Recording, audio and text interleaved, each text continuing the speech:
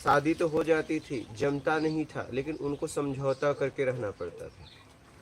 ठीक है, क्योंकि घर वाले कह देते थे कि मर्यादा में रहना, कुछ भी हो जाए, तुम्हारी यहाँ से डोली जा रही, वहाँ से अर्थी जाने चाहिए। यही बात घुमा फिरा के समझा देते थे हमारे जो पूर्वज थे, हम पूर्वज ही कहेंगे। लेकिन आज क्या हो गया, आज महिलाएं भी कामकाज करने लगी, उनका जो एक डर था, निर्भरता था, वो चला गया। बात समझ रहे हैं? शादी के पहले पुरुष बहुत आश्वासन देता है कि मैं ये करूँगा, मैं ये करूँगा। जब आश्वासन ज़्यादा, आश्वासन किसका दिया जाता है? वस्तुओं का, आवरण का, ठीक है, धन वैभव का, गाड़ी बंगले का, ऑयल का, ब्रांडेड चीज़ों का।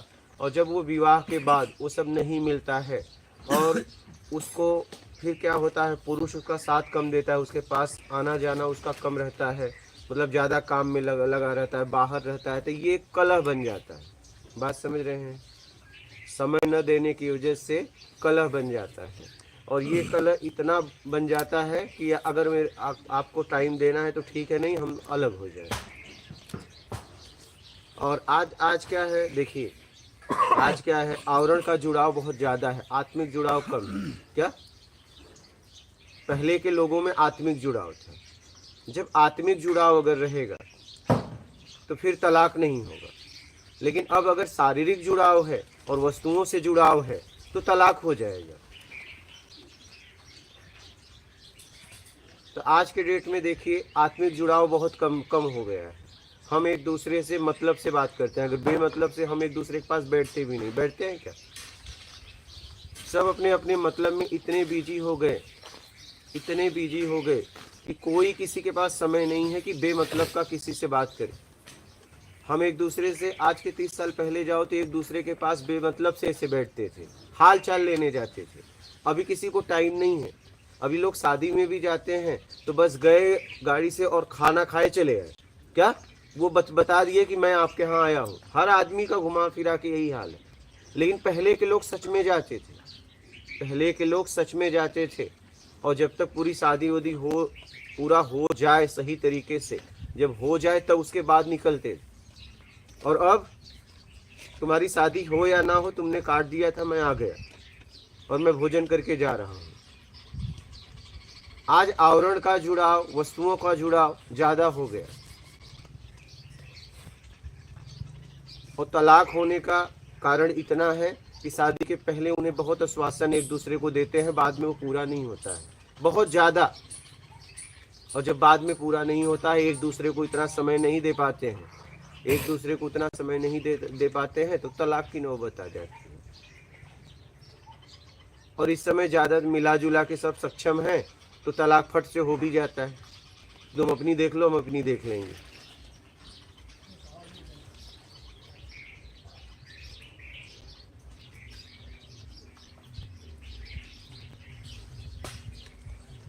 बात समझ रहे हैं? लोग अपनी बनाई हुई संस्कृति में पहले जीते थे, अब बात करते हैं जीते नहीं। क्या आज को देख के लोग जीते थे, अब बस अपने आप को देख रहे हैं, बोले कुल जिसको जो कहना है कहे, कोई फर्क नहीं पड़ता। बात समझ रहे हैं?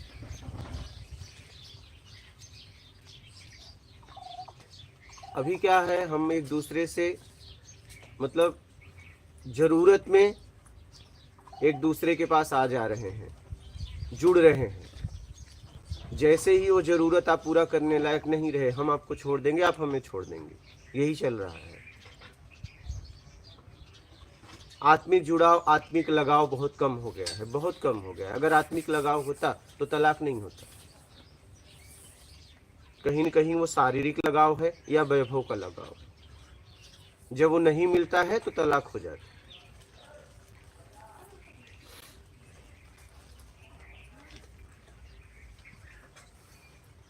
बात समझ रहे हैं? बोलिएगा इस पे किसी का प्रश्न हो तो। है बालक आपका? यही कारण है, यही कारण है। हम बस अपना सुख देख रहे हैं, सुख। हम अपनी जो हमारी जरूरत पूरा करेगा हम उसके साथ रहेंगे, बात खत्म। हम उसके लिए नहीं रह रहे हैं, नहीं, हमारी जरूरत पूरा कर रहा है इसलिए रह तो हम किसी के लिए नहीं रहे। जहाँ हमारी जरूरत पूरा होती है वो हमें प्रिय लगता है, जहाँ नहीं होती वो मुझे अप्रिय लगता है।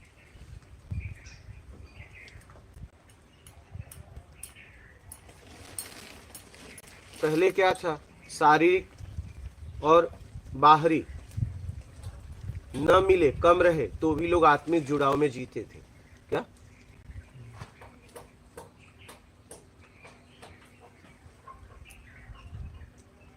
मानवता को समझते थे। अब सिर्फ जरूरत को समझ रहे हैं घुमा फिरा के, सिर्फ जरूरत। जो मेरी जरूरत पूरी करेगा वो मेरे लिए प्रिय, जो मेरी जरूरत पूरी नहीं करेगा वो मेरे लिए अप्रिय। ये चीज़ गुरुदेव जैसे जो पुराने जोड़े हैं आज भी उनमें दिखती है ये बात। हाँ, मतलब उनमें वो लड़ते भी हैं, सब कुछ करते हैं, हाँ, बट उनमें एक आत्मिक लगाव दिखता लगाव है।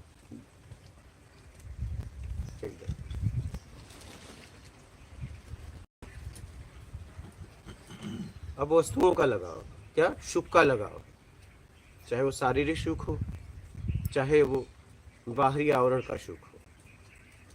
आत्मिक लगाव रहेगा तो कभी नहीं टूटेगा।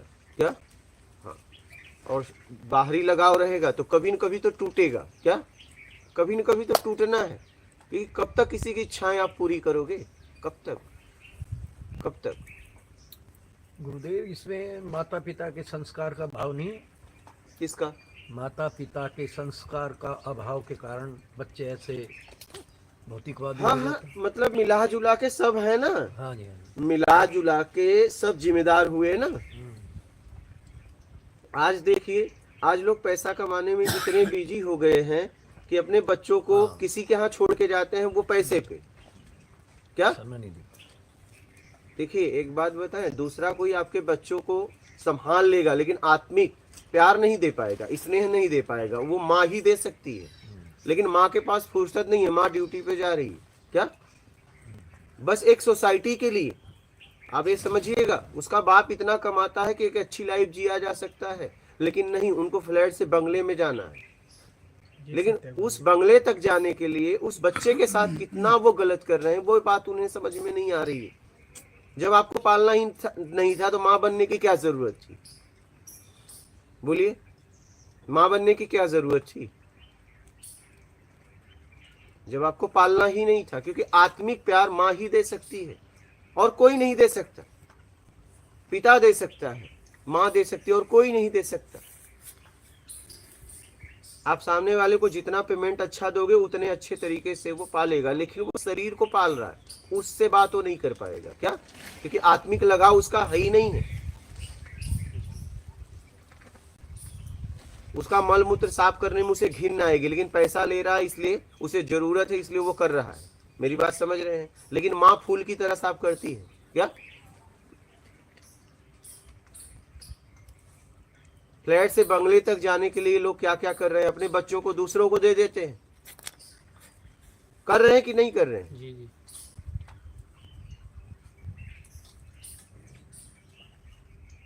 अब उन बच्चों का पालन पोषण कैसे हो रहा है? आत्मिक तो हो नहीं रहा है, शारीरिक हो रहा है, तो हिंसक बन जाते हैं। क्या? वो हिंसक बन जाते हैं क्योंकि उन्हें आत्मिक प्यार नहीं मिला है, और ये खूब बढ़ रहा है। क्या? खूब बढ़ रहा है। आपको नहीं पालना है तो पैदा ही मत करो ना, क्या जरूरत है? आप कुछ पैसों के लिए, धन के लिए, और चाहे तो वो अच्छा जीवन पिता कमा रहा है ना, उससे अच्छा जीवन जी सकते हैं। बस सोसाइटी, अपने जितना कमा रहे हो उतनी सोसाइटी में रहो ना। सोसाइटी बढ़ाने के लिए आप बच्चों के साथ गलत कर रहे हैं।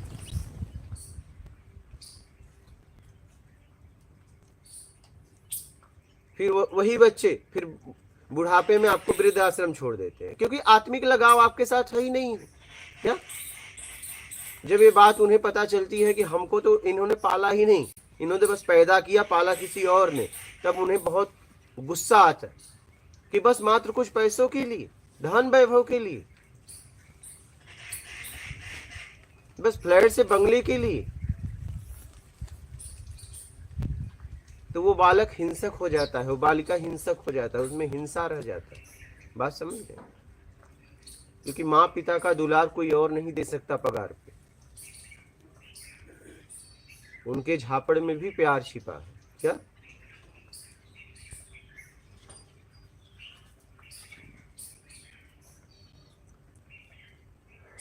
आज इसीलिए वृद्धाश्रम बढ़ता जा रहा है।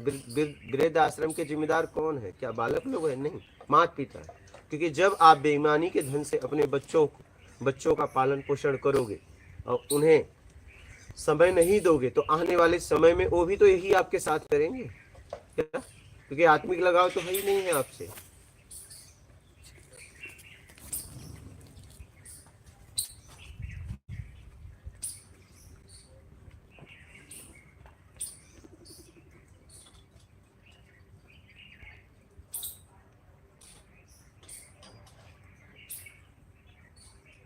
बात समझ रहे हैं?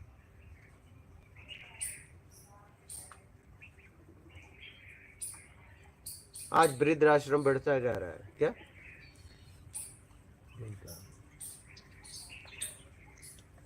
लोग अपने माँ बाप को छोड़ के पैसा भी महीने का दे रहे हैं, ऐसी जगह रख दे रहे हैं क्योंकि आत्मिक लगाव नहीं है। क्या? फिर वो फोन करके पता कर लेते हैं ठीक ठाक हो ना, हाँ पड़े रहो, क्योंकि आत्मिक लगाव ही नहीं है। वो आपके पास रहेंगे ही नहीं। अगर आपके पास रह भी रहे तो घुटन होगी आपसे, क्योंकि आपने उन्हें बचपन में समय ही नहीं दिया। आज 30-40 साल पहले गरीबी थी, लेकिन लोग अपने माँ बाप को नहीं छोड़ते थे। नहीं, लोग अपने माता पिता को नहीं छोड़ते थे, इसलिए कि आत्मिक लगाव था। वो माँ अपने बच्चों को प्यार से पालती थी। अभी कुछ समय में देखो वृद्धाश्रम बढ़ रहे हैं, बहुत तेजी से बढ़ रहे हैं। और डिवोर्स रेट भी तेजी से बढ़ रहे हैं भारत में। तेजी से इसलिए बढ़ रहे हैं कि बस शारीरिक सुख और इसके बाद वस्तुओं का सुख जब ये सामने से नहीं मिल रहा है, वो व्यक्ति पैसा कमाए कि समय दे। क्या? क्योंकि आपने इतना मांग कर लिया है कि वो उसको दिन भर काम करना पड़ेगा। समझिएगा, आप परिवार का इतना मांग है कि वो व्यक्ति को दिन भर खटना पड़ेगा, और जो वो आपको समय नहीं दे पा रहा है तो घर में कलह हो रहा है, इसकी वजह से तलाक हो जाए। गुरुदेव, इन दूरियों को बढ़ाने में कहीं ना कहीं आज का मीडिया, नाटक और मोबाइल बहुत कहीं सहायक महसूस होते हैं दूरियों को बढ़ाने में। नहीं, उसमें तो बहुत सारी चीजें अच्छी भी हैं। आपके शरीर में 9 दरवाजे गंदगी के हैं। आज मोबाइल की ही देन थी ना आप यहाँ तक पहुँचे। अगर मोबाइल नहीं होता तो बोलिए, आप अगर पहुँचे हो तो मोबाइल की ही देन है ना। अगर आज लाइव में लोग देख रहे हैं तो ये मोबाइल का ही, सिस्टम का ही देन है ना। बोलिए, लाइव में देख रहे हो, प्रश्न कर रहे हैं, यहाँ से उत्तर उन्हें मिल रहा है, किसकी देन है? आप व्यवस्था का सदुपयोग करो ना।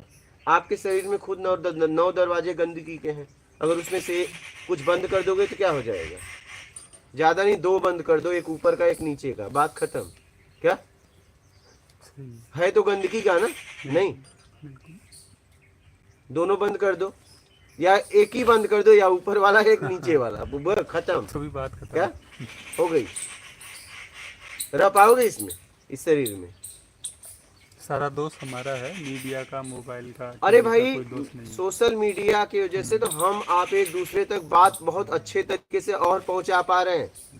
आप इसका एक तरफ उपयोग भी कर रहे हो, इसकी निंदा भी कर रहे हो। आज के लोग ऐसे हो गए, व्यवस्थाओं का उपयोग भी कर रहे हैं, क्या, और उसकी निंदा भी कर रहे हैं। देखिए, जो व्यक्ति इस व्यवस्था की खोज किया उसकी जिंदगी लग गई। क्या? बिल्कुल। आप एक तरफ उसका उपयोग भी कर रहे हो, सोशल मीडिया का, मोबाइल का, कंप्यूटर का, और एक तरफ उसका निंदा भी कर रहे हो। इतना बुरा है तो उपयोग क्यों करते हो? नहीं, उपयोग करेंगे लेकिन निंदा करेंगे, क्योंकि ये मैंने पैदाइशी सीखा है। भाई, उपयोग तो कर रहे हो ना, नहीं कर रहे हो तो आप उपयोग करके क्यों नहीं भटक गए? सबको भटकना चाहिए ना। हाँ। अगर मोबाइल भटका रही है तो आपके जेब में भी तो मोबाइल है। हाँ? आज का मानव, हम भी उसमें आते हैं, इतना गिर गया है कि वो एक तरफ उपयोग भी कर रहा है और एक तरफ उसी को गाली दे रहा है। क्या? उसके जेब में मोबाइल है और कह रहा है मोबाइल ने सबको बिगाड़ दिया, तो बस तुम ही बचे हो।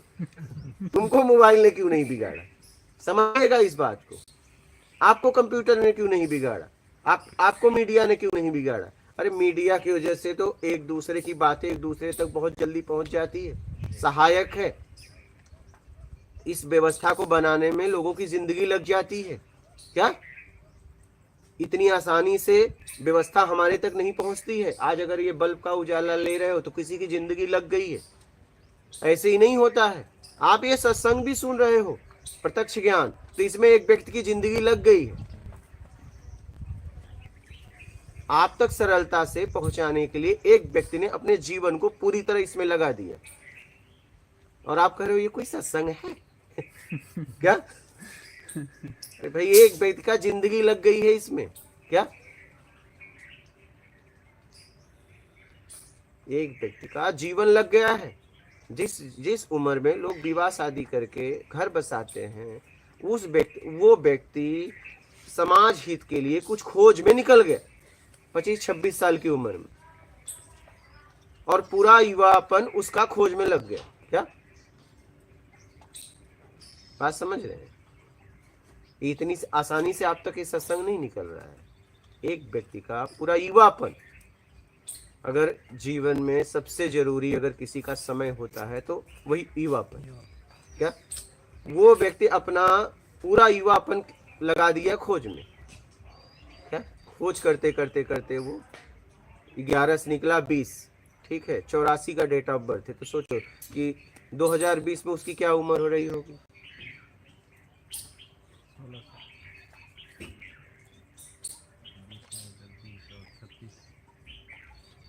ठीक है, ये उम्र रही होगी।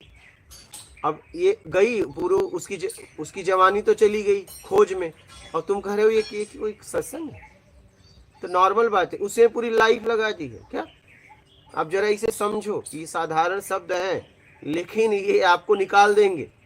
ये पूरा सार दे रहा हूं आपको मैं, और इसके लिए पूरी जिंदगी लग गई। अब क्या बचा बताओ? अब इसके बाद क्या बचता है? कुछ नहीं बचता इसके बाद। किसी भी व्यक्ति की जवानी युवापन ही तो मेन रहता है ना उसके जीवन में। अगर किसी ने मोबाइल का, किसी ने ये सब की व्यवस्थाओं का अगर खोज किया है ना, पूरा जिंदगी उसकी लग जाती है। ये सिस्टम का खोज ऐसे ही नहीं होता है। एक व्यक्ति पूरी तरह उसमें लग जाता है।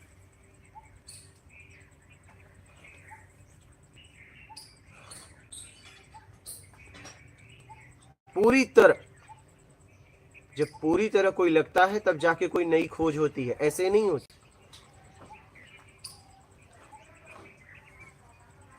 फिर उसकी खोज का समाज के हजारों करोड़ लोग, अरबों लोग उसका लाभ लेते हैं क्या? बात समझ रहे हैं?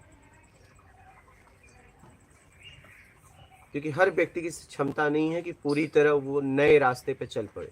ये हर व्यक्ति की क्षमता नहीं, क्योंकि वहां पे जीवन और मृत्यु का सवाल रहता है। हर व्यक्ति की उतनी क्षमता नहीं है कि वो मार्ग भी बनाए और चले भी, मार्ग भी बनाए चले भी।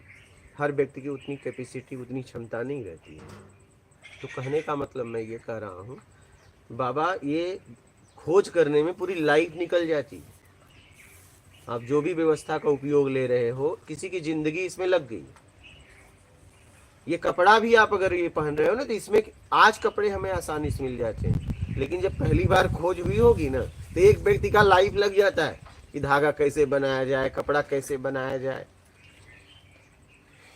मैंने तो प्रैक्टिकल अनुभव जो देखा वो मैंने बताया गुरु जी।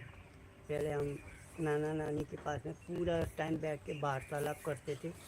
वो आज सारे बच्चे 250 लोगों का परिवार है, 1 घंटे एक साथ नहीं बैठते। हाँ, तो अब आप बैठो ना। कोई किसी का पता ही नहीं, 250 बच्चों में से कोई 1 घंटे के लिए भी एक साथ परिवार के साथ नहीं बैठता। मैंने पूरे 250 का 60 लोगों के साथ में पूरा दिन बैठ कर के शिक्षा ग्रहण करी है। आज 250 लोग मिलकर भी एक साथ 1 घंटे के लिए नहीं बैठ पाते। हाँ, वही तो, बैठो। बाधक मेरे को तो यही मोबाइल समझ में आया, इसलिए मैंने बताया। नहीं, मोबाइल थोड़ी न बात है। मोबाइल तो सहयोगी है कि 250 को एक फोन करके फटाफट बुला लो, नहीं आ जाओ, आज बैठ के बात करेंगे। आप मतलबी होते जा रहे हैं, इसमें मोबाइल का दोष ना दीजिए। आज यहाँ भी तो इतने लोग बैठे हैं, कुछ रहेगा तब ना व्यक्ति आपके पास बैठेगा, समझ रहे हैं? अगर कुछ रहेगा तब ना बैठेगा। आप कितनी दूर से आके एक अनजान व्यक्ति के पास बैठे नहीं हो और आपको लग रहा है कि ये व्यक्ति अनजान है मुझसे? बोलिए नहीं, किसी को। अभी आपका तो मैं नाम भी नहीं जानता, आपका भी नाम नहीं जानता, इतने लोग बैठे हैं। ये दूसरी बार आए, इनका नाम मुझे नहीं पता। बोलिए, ये दूसरी बार यहाँ आए, इनका नाम भी नहीं पता मुझे, ये कहाँ के हैं ये भी नहीं पता। एक बार ये रह के गए, मुझे नाम नहीं पता। लेकिन क्या इन्हें लग रहा है कि एक अनजान आदमी के साथ में बैठा हो? या मुझे लग रहा है? ऐसा कुछ नहीं लग रहा है। लेकिन आपके पास कुछ होगा तब ना कोई बैठेगा, कुछ होना भी तो चाहिए।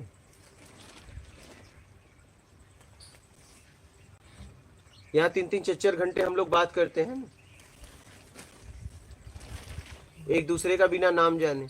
गुरुदेव उसमें ये भी होता है ना, जैसे मतलब हम सामने वाले हम महत्व को समझ पा रहे नहीं पा रहे उसके, जो सामने से मिल रहा है। जैसे आपका सत्संग हमारे को पता है उसका क्या महत्व है, लेकिन हो सकता है किसी के लिए वो बिल्कुल महत्वपूर्ण ना हो उसकी समझ से। हाँ। उसको लगता है मोबाइल ही मेरे लिए भी सब कुछ है, इसीलिए वो डिस्ट्रैक्ट। क्योंकि जब भी हमको ऊपर का टेस्ट मिलता है ना तो अपने आप नीचे को छोड़ देते हैं। एकदम एकदम बच्चा जब होता है उसको नया खिलौना मिलता है वो पुराना छोड़ देता है। एकदम। तो हम यहाँ इसलिए बैठे हैं क्योंकि हमें पता है कि वहाँ सब कुछ नहीं रखा हुआ है, वो देख पा रहे हैं हम, तो इसीलिए हम आसानी से यहाँ बैठ पा रहे हैं। बट जिस बच्चे को पता है कि भौतिक संसार में भी सब कुछ पड़ा है, वो कभी यहाँ एक सेकंड के लिए नहीं बैठ पाएगा, हाँ, वो वहीं भागेगा बार बार। वही आपको मैं वही ने कहा कि जिसे जहां मिलता है वहीं बैठेगा ना। ये पक्षियां यहाँ आती हैं, दाना डालना बंद कर दो, नहीं आएंगी क्या? आप दाना डालना यहाँ बंद कर दीजिए, वो आना बंद कर देंगी। अगर हमें कुछ नहीं मिलेगा तो हम वहां कैसे जाएंगे? चाहे वो शारीरिक हो चाहे आत्मिक हो, दो में से एक तो मिलना चाहिए। यहाँ आत्मिक सुकून मिल रहा है क्या? यहाँ पे आत्मिक सुकून मिल रहा है। इसलिए आत्मिक सुकून को जब आपने समझा और आत्मिक सुकून आप समझ पा रहे हो और अपने आप को वो सब जितना भी आपने जुटाया उसको छोड़ के यहाँ बैठे हो। अगर आपके घर पे बोला जाए कि 2 दिन के लिए मोबाइल स्विच ऑफ करो, आप कर पाओगे? बेचैन हो जाओगे नहीं? लेकिन यहाँ करके बैठे हो ना, क्यों? पता है, क्योंकि आत्मिक सुकून आपको मिल रहा है। यहाँ आपके लिए बात हो रही है, यहाँ आपके लिए बात हो रही है। देखिए कैसे आप बैठे हो आराम से, कोई उथल पुथल है नहीं। घर पे अगर बोला जाए कि एक काम करो, 2 दिन के लिए मोबाइल स्विच ऑफ करो, आप कर पाओगे? बेचैन हो जाओगे। बिल्कुल, 1 घंटा ही नहीं बंद कर पाते घर पे। समझ रहे हो? तो हमें कुछ मिलना चाहिए, या तो शारीरिक या तो आत्मिक। आत्मिक मिलेगा तो शारीरिक सुख भी छोड़ देंगे, लेकिन आत्मिक मिले तब ना। कोई ऐसा हो जो सच में मेरे लिए बोले, सीधा मुझसे बात करे, तीसरे को बिना लाए। क्या? तीसरे को बिना लाए। तब वहां पे 1 2 3 4 घंटे का समय पता नहीं चलता। यहाँ सुबह से रात हो